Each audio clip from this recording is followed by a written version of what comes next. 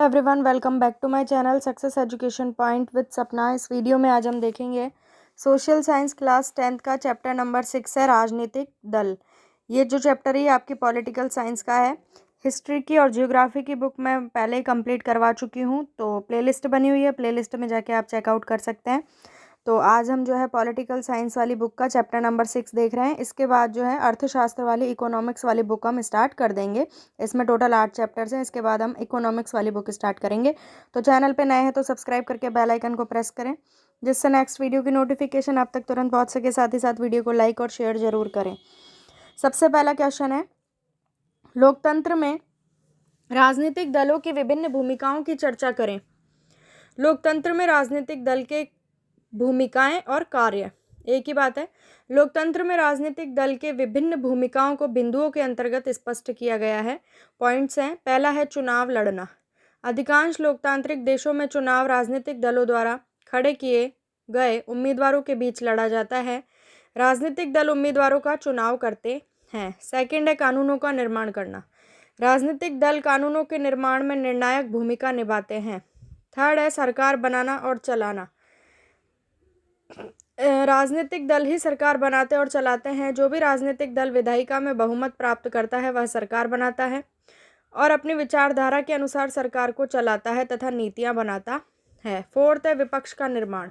जो दल सरकार में सम्मिलित नहीं होते विपक्ष की भूमिका निभाते हैं। सेकंड क्वेश्चन है, राजनीतिक दलों के सामने क्या चुनौतियां हैं।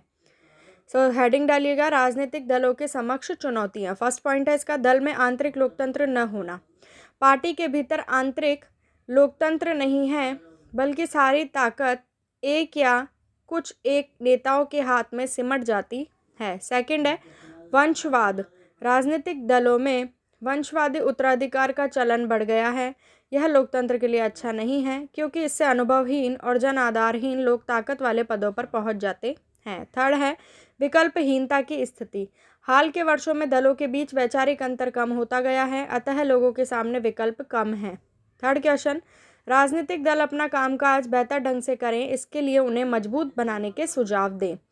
राजनीतिक दलों के बेहतर कार्य करने हेतु निम्न सुझाव दिए जा सकते हैं। दलों में आंतरिक लोकतंत्र की स्थापना करनी चाहिए। दल जनता के सम्मुख चुनावों के समय किए गए वायदों को पूरा करें। दलों को अपने कार्यकर्ताओं का सम्मान करना चाहिए। आपराधिक छवि के लोगों को चुनाव में टिकट न देकर स्वच्छ छवि वाले लोगों को ही टिकट दें। फोर्थ है राजनीतिक दल का क्या अर्थ होता है। तो राजनीतिक दल का अर्थ होता है, राजनीतिक दल को लोगों के एक ऐसे संगठित समूह के रूप में समझा जा सकता है जो चुनाव लड़ने और सरकार में राजनीतिक सत्ता हासिल करने के उद्देश्य से क्या करता है, काम करता है तथा समाज के सामूहिक हित को ध्यान में रखकर कुछ नीतियां और कार्यक्रम तय करता है। इसे हम क्या कहते हैं, राजनीतिक दल। फिफ्थ क्वेश्चन है, किसी भी राजनीतिक दल के क्या गुण होते हैं। एक राजनीतिक दल की मुख्य विशेषताएं निम्नलिखित होती हैं। संगठित समूह। एक राजनीतिक दल एक संगठित समूह होता है। संगठन के बिना एक राजनीतिक दल का रूप धारण नहीं कर सकते, संगठन होना बहुत जरूरी है।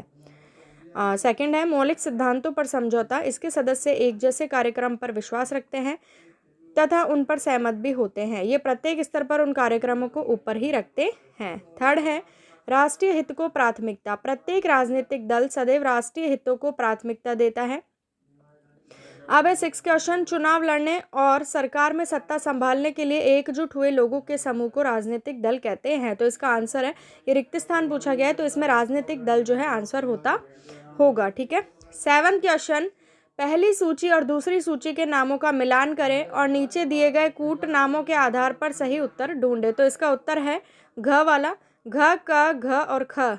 आठवां क्वेश्चन, इनमें से कौन बहुजन समाज पार्टी का संस्थापक है। तो इसमें जो है फर्स्ट सही हो जाएगा Kashiram. Ninth question, Bharatiya Janata party का मुख्य प्रेरक सिद्धांत क्या है। तो इसका मुख्य प्रेरक सिद्धांत है समग्र मानवतावाद। क्वेश्चन नंबर 10, पार्टियों के बारे में निम्नलिखित कथनों पर गौर करें। राजनीतिक दलों पर लोगों का ज़्यादा भरोसा नहीं है। दलों में अक्सर बड़े नेताओं के घोटालों की गूंज सुनाई देती है। सरकार चलाने के लिए पार्टियों का होना जरूरी नहीं। इनमें से कौन सा कथन सही है। तो इसमें से अ और ब दोनों ही सही है। ठीक है। 11th क्वेश्चन, निम्नलिखित उद्धरण को पढ़े और नीचे दिए गए प्रश्नों का जवाब दे। देखिए जो उद्धरण है वो आपकी बुक में दिया गया है, आप चाहें तो उसे पढ़ सकते हैं, क्योंकि काफ़ी बड़ा है इसलिए मैंने वीडियो में नहीं लिखा है। तो मैं उत्तर बता देती हूँ आपको। इस उद्धरण में आपसे 3-4 प्रश्नों के उत्तर पूछे गए हैं। तो बता देती हूँ मैं। पहले का उत्तर हो जाएगा हाँ, मेरे विचार से मोहम्मद यूनुस ने बांग्लादेश में एक नई राजनीतिक पार्टी बनाकर ठीक किया है।